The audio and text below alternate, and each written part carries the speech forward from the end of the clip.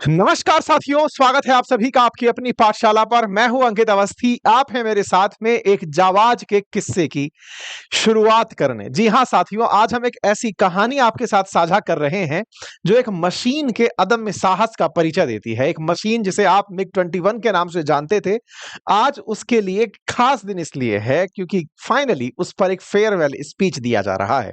आज का ये जो सेशन है, असल मायने में कल 26 सितंबर के दिन हमारा मिग 21 जिसने दुश्मनों के दिल में डर बिठा दिया था, वो रिटायर हो रहा है। समय सबका होता है, समय सबका पूरा होता है, सर्विस का निश्चित समय होता है और समय जब निश्चित होता है तो उसके बाद एक रिटायरमेंट आता है और जब रिटायरमेंट होता है तो सामान्यतया अच्छी यादों को दोहराया जाता है ताकि उनकी अच्छी यादों के साथ भविष्य में आने वाली नई पीढ़ी को ऊर्जा मिल सके, मोटिवेशन मिल सके। बस इसी क्रम में आज हमारे मिग 21 के रिटायरमेंट को याद करते हुए हम इस सेशन को कर रहे हैं क्योंकि इसकी कहानियां बहुत ही अनोखी हैं। कहते हैं एक समय पर यूएसएसआर और अमेरिका के बीच जब हथियारों की होड़ मची थी, तब मिग 21 यूएसएसआर द्वारा विकसित किया गया वो विमान था जिस विमान की नकल करने के लिए या जिस विमान में तकनीकी क्या लगी है ये जानने के लिए अमेरिका ने इजराइल की मदद से खूब सारी चोरियां की थी।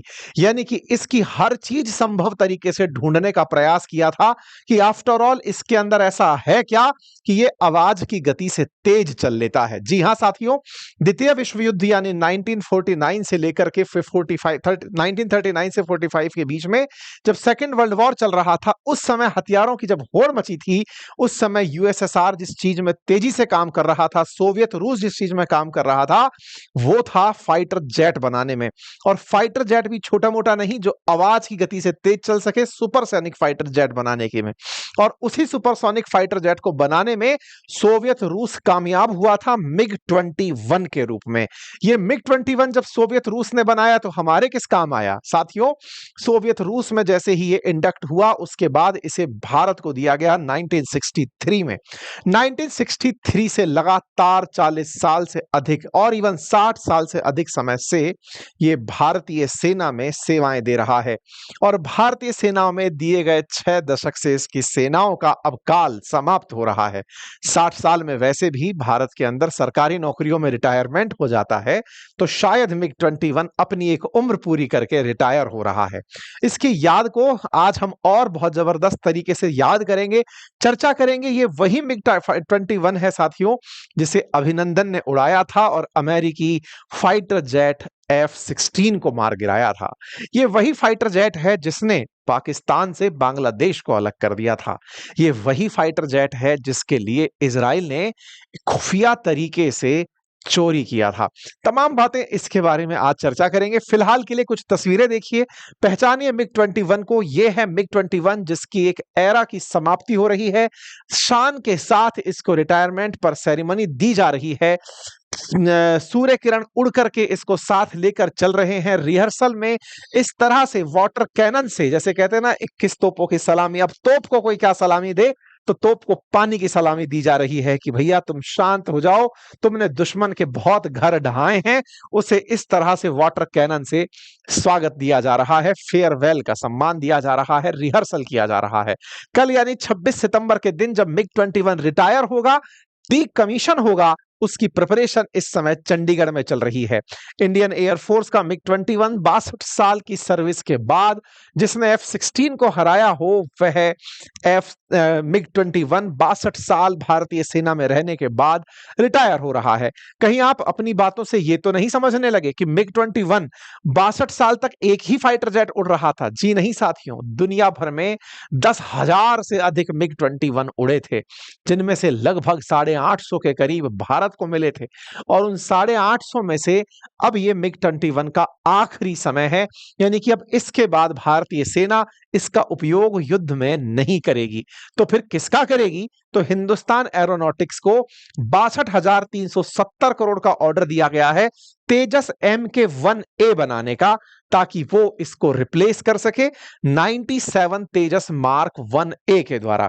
तो आने वाले समय में ये सारी बातें डिटेल के साथ बताएंगे। साथ ही चर्चा करते हुए आगे बढ़ते हैं साथियों कि मिग 21 का उपनाम पैंथर्स है। मिग 21 चंडीगढ़ वायुसेना स्टेशन पर समारोह के अंदर विदाई पाएगा।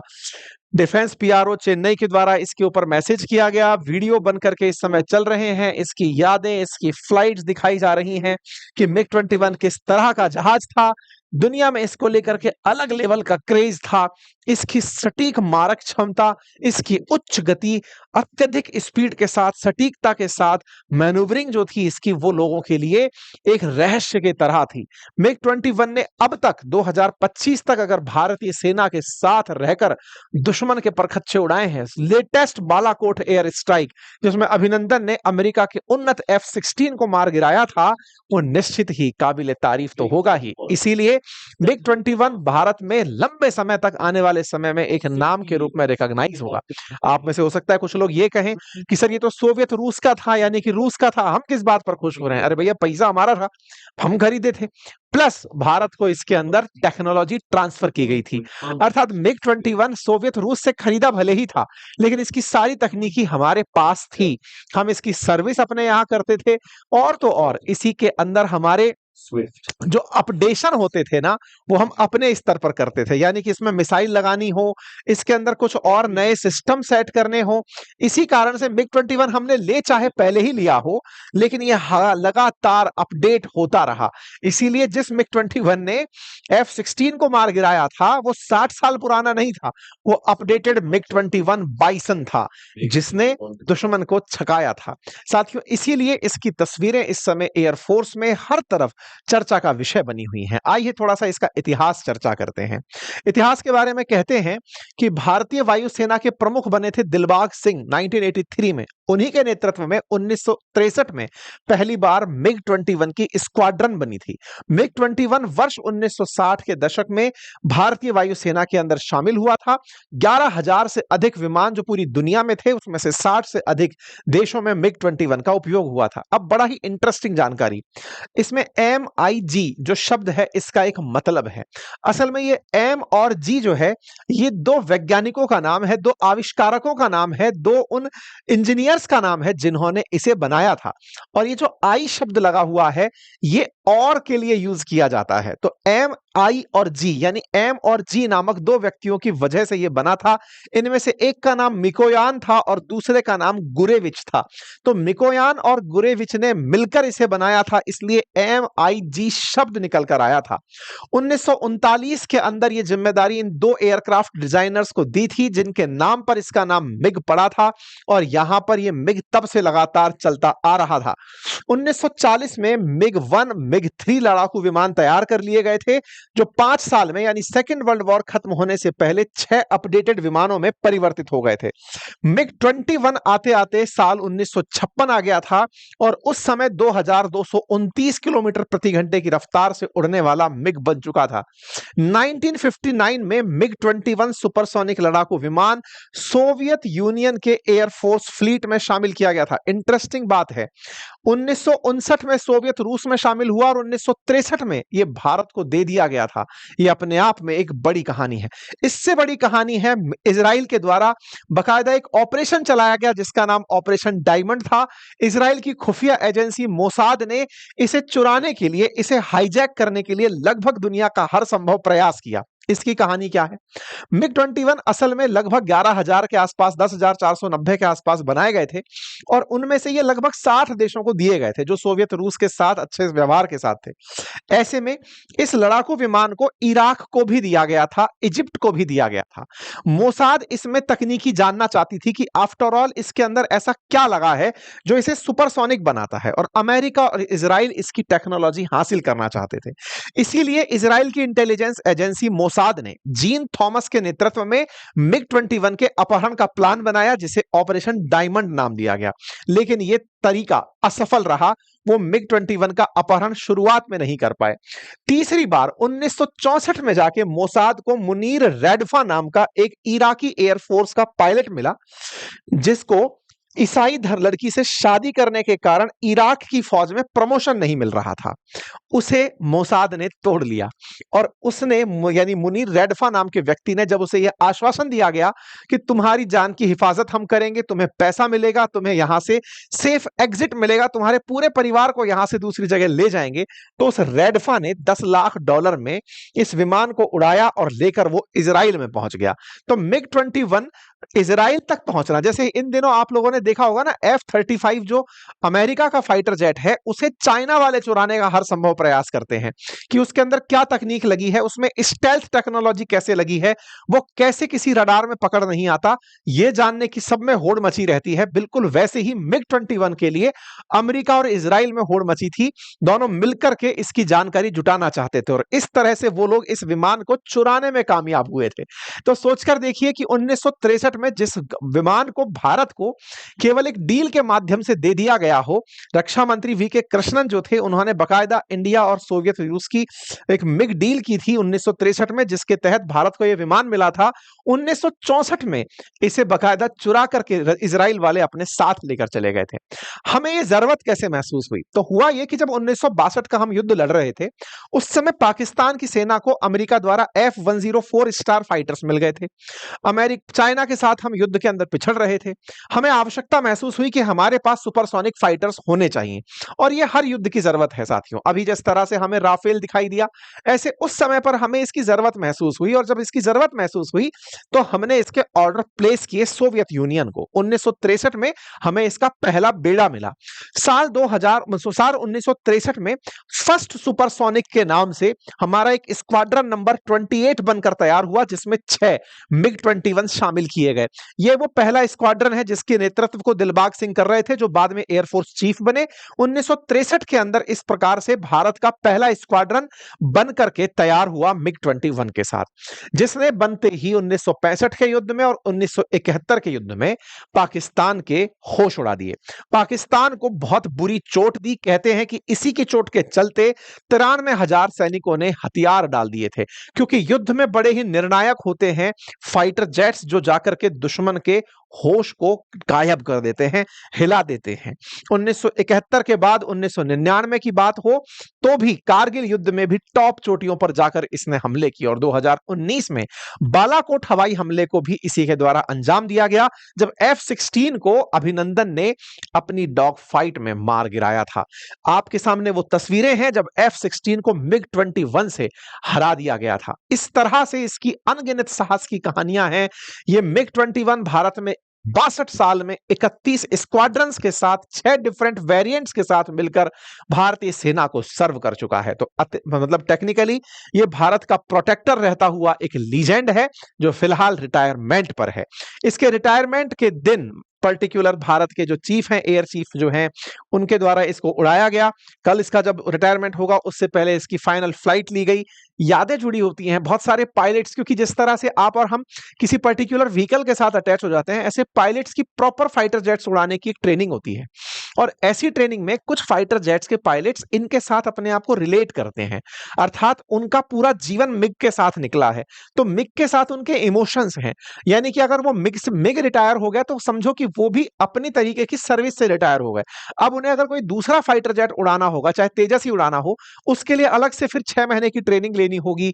उनके जो मिग के साथ एक्सपर्टाइज थी, जो उसके मैन्यूवरिंग को वो जानते थे, उसकी डॉग फाइट्स को लड़ना जानते थे, वो सारी चीजें अब औरों के साथ में उन्हें सीखनी होंगी। तो समटाइम्स पायलट्स या तो अपना रिटायरमेंट ले लेते हैं या दूसरे बेस पे शिफ्ट हो जाते हैं। ये मतलब उनके लिए भी एक तरह से फाइटर जेट्स के साथ साथ पायलट्स के लिए भी एक रिटायरमेंट का सा अवसर देखा जा रहा है। फिलहाल के लिए मिग-21 के रिटायरमेंट पर हम सभी भारतवासी उसकी भारत के प्रति जो सेवा समर्पण रहा उसको याद करते हैं। लेकिन अब सवाल आता है कि साहब रिटायरमेंट की आवश्यकता क्या थी जब ये उड़ ही रहा था? तो साथियों, इसका बहुत बड़ा कारण था कि सोवियत रूस ने भी अब इसका यूज करना बंद कर दिया है। दुनिया भर में लगभग 11,000 के आसपास मिग बने, 840 भारत के अंदर थे, चेकोस्लोवाकिया के अंदर 194 थे और 10,000 सोवियत रूस ने बनाए थे। लेकिन अब इसको सोवियत रूस ने भी डिसकंटिन्यू कर दिया, दुनिया भर के देश इसको डिसकंटिन्यू कर चुके हैं। तो इसके लिए एक बड़ी दिक्कत ये रहती है कि अब इसके पास पार्ट्स नहीं मिलते, मतलब जो ओरिजिनल पार्ट्स हैं वो नहीं मिलते और इसके अंदर चूंकि तो दुनिया में तकनीकियां बहुत तेजी से आगे बढ़ रही है, ऐसे में दुनिया में बहुत उन्नत किस्म के फाइटर जेट ऑलरेडी आ चुके हैं। मतलब हद यह है कि अफगानिस्तान जैसा देश अब इसका यूज नहीं करता, दुनिया में 60 देश इसका यूज करते थे, अब कुछ ही देश हैं जैसे कि भारत, अंगोला, क्यूबा जैसे कुछ देश हैं जो इसको यूज करते हैं। अधिकांश देशों ने इसे अब यूज करना बंद कर दिया है। क्यों? क्योंकि इसके अंदर अब जो तकनीकी रूप से और उन्नत किस्म के फाइटर जेट आ चुके हैं, वो ज्यादा सस्ते भी पड़ते हैं, लो मेंटेनेंस होते हैं और आसानी से हैंडल किए जा सकते हैं, है ना? तो तकनीकी इसकी अब आउटडेटेड हो चली है। दूसरा क्या कारण है? दूसरा इसका सबसे बड़ा कारण है कि इसे उड़ता हुआ कॉफिन कहा जाता था, उड़ता ताबूत कहा जाता था, फ्लाइंग कॉफिन कहा जाता था, क्योंकि इसने अपने पूरे कार्यकाल में बहुत सी दुर्घटनाएं देखी हैं। हमारे पास 840 एयरक्राफ्ट थे, उनमें से 1970 के बाद हम 170 पायलट्स इसकी वजह से खो चुके हैं। 1986 और 1984 के बीच में हमने लगभग 840 एयरक्राफ्ट्स के आधों को खो दिया था। 2010 से 13 के बीच में 14 मिग 21 हमने खो दिए थे। इसके चलते इसे फ्लाइंग कॉफिन के नाम से जाना जाता था। माना जाता था कि इसमें हमारे पास जितने थे उसमें से आधे तो उड़ते उड़ते ही ब्लास्ट हो गए। इसकी अधिकांश कहानियां 200 पायलट्स की शहादत इस विमान के क्रैश होने से बनी है। इसी कारण से वर्ष 2022 में जब यह बाड़मेर के अंदर क्रैश हुआ और 2 पायलट्स की जान चली गई, तब सरकार ने डिसाइड किया कि अब इसे ग्राउंड करने का समय आ गया है, क्योंकि इसकी वजह से विलेजर्स की, पायलट्स की मौत हो रही है। बेहतर है कि अब इसे ग्राउंड कर दिया जाए, इसे उतार दिया जाए। और इसी के चलते मिग 21 को उतारने का निर्णय लिया गया। बहुत सी जांचें हुई, बहुत सी रिपोर्ट्स निकल कर आई। मेजर वजह बताई गई कि मानवीय भूल इसलिए क्योंकि डायरेक्ट मिग 21 जो कि अपने आप में एक सुपरसोनिक विमान है, उसी को ही अगर ट्रेनिंग में दे दिया जाएगा तो मानवीय भूल होने के चांसेस रहते हैं। बल्कि हॉफ फाइटर जेट का इस्तेमाल, ट्रेनर का इस्तेमाल होता है। लेकिन अगर आप डायरेक्ट इसी को ही ट्रेनिंग में दे दे रहे हैं पायलट को, तो जल्दी से कई बार पायलट्स की तकनीकी भूल से भी ऐसी दिक्कतें हुई हैं। टेक्निकल दिक्कत तो बताई ही जाती है कि ये जिस तरह से इसके कॉकपिट में बैठकर रनवे को देखा जाता है, तो इसका रनवे का विजन बहुत कम बनता है। रनवे का विजन ना आ पाने के कारण इसके अंदर लैंडिंग प्रॉब्लम्स की भी बातें की गई, क्योंकि पायलट्स को कई बार लैंड करने में दिक्कत आती थी। और बर्ड स्ट्राइक से माना जाता है कि इसकी कुल जितनी भी दुर्घटनाएं अब तक हुई हैं, उसमें से 10% पक्षियों के टकरा जाने से इसकी दुर्घटनाएं हुई हैं। तो ऐसे बहुत से कारण निकल कर आए मिग 21 की असफलता के, जिसके चलते मिग 21 के साथ में हमारे कई पायलट शहीद हुए। इसी कारण से यह निर्णय लिया गया कि इसे अब नहीं चलाया जाएगा, और यही ध्यान में रखते हुए मिग 21 को अब रिटायर किया जा रहा है। अब रिटायर हुए मिग 21 का क्या होगा? जिस तरह से कारगिल के अंदर आप यहां पर वॉर मेमोरियल में मिग 21 रखा देख रहे हैं, ऐसे बहुत से वॉर मेमोरियल में यह रखा दिखाई देगा। कल चंडीगढ़ के फंक्शन के बाद इसे बीकानेर का जो नाल एयर स्टेशन है वहां पर भेज दिया जाएगा। वहां से जो अच्छे पार्ट्स हैं, जो रीयूजेबल हैं, उन्हें कर लिया जाएगा। अदरवाइज बाकी इंजीनियरिंग कॉलेजेस में जो उनको डिमांड करेगा उनमें, जहां पर वायुसेना की प्रदर्शनी लगेगी, वहां पर इन मिग 21 को भेज दिया जाएगा। ठीक है। अब सवाल यह आता है कि जब हम अपने फाइटर जेट्स को यूज करना बंद कर देंगे तो उसकी जरूरत तो रहेगी, तो क्या करेंगे? तो उसकी जगह हमें नए फाइटर जेट्स चाहिए होंगे, और इसीलिए हमने हिंदुस्तान एरोनॉटिक लिमिटेड को फाइटर जेट्स का काम दिया है कि आप 97 हिंदुस्तान एरोनॉटिक लिमिटेड 97 तेजस मार्क 1A फाइटर जेट बनाकर हमको देने वाले हैं। इसके लिए केंद्र सरकार के द्वारा HAL के साथ 62,300 करोड़ रुपए की एक डील साइन की गई है। इससे पहले भी तेजस की 2021 में 83 मार्क 1A फाइटर जेट्स की ऑर्डर प्लेस की जा चुकी थी। तो आज आप मिनिस्ट्री ऑफ डिफेंस की तरफ से HAL को दिया जाता हुआ ये ऑर्डर देख सकते हैं। इसका मतलब ऑलरेडी हम लोग 83 फाइटर जेट की डील दे चुके हैं, 97 अब हो जाएंगे, तो मतलब लगभग 180 हमारे पास तेजस फाइटर जेट हो जाएंगे, जिसकी वजह से हम अपना ही एक स्क्वाड्रन इंडिजीनियस प्रकार से बने हुए फाइटर जेट्स का कर पाएंगे। तेजस मिग 21 से उन्नत है, और ये कई प्रकार की तकनीकियों से युक्त है, रडार की क्षमताओं से युक्त है, और कई चलते चलते हवा में ही रिफ्यूलिंग के सिस्टम के लिए उन्नत किस्म का माना जाता है।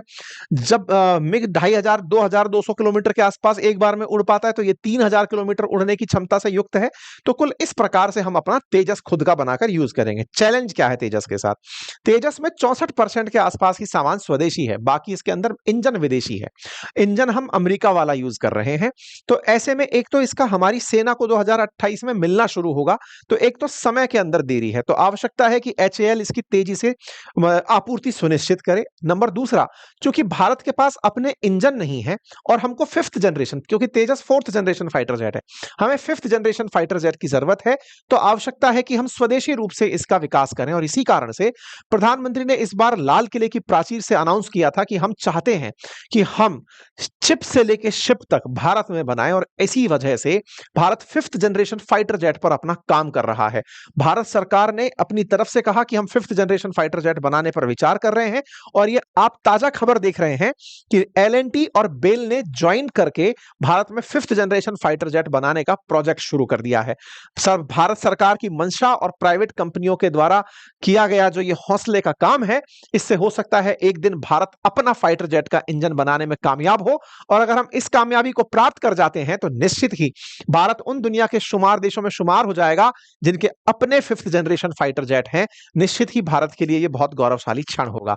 उम्मीद है आप सभी साथियों को MiG-21 की यह गौरव गाथा पसंद आई होगी और भविष्य के लिए आप सबके मन में एक उम्मीद जगी होगी। आप क्या विचार रखते हैं, अपनी राय कमेंट बॉक्स में जरूर रखें। चैनल पर नए हैं तो चैनल को सब्सक्राइब करना ना भूलें। बाकी अपनी पाठशाला एप्लीकेशन है जहां आप हिस्ट्री, ज्योग्राफी, पॉलिट, इकोनॉमी जैसे कोर्स मेरे साथ पढ़ सकते हैं। GS फाउंडेशन के लिए हमारी बुक्स उपलब्ध हैं जिन्हें आप घर बैठे मंगा सकते हैं। Thank you so much.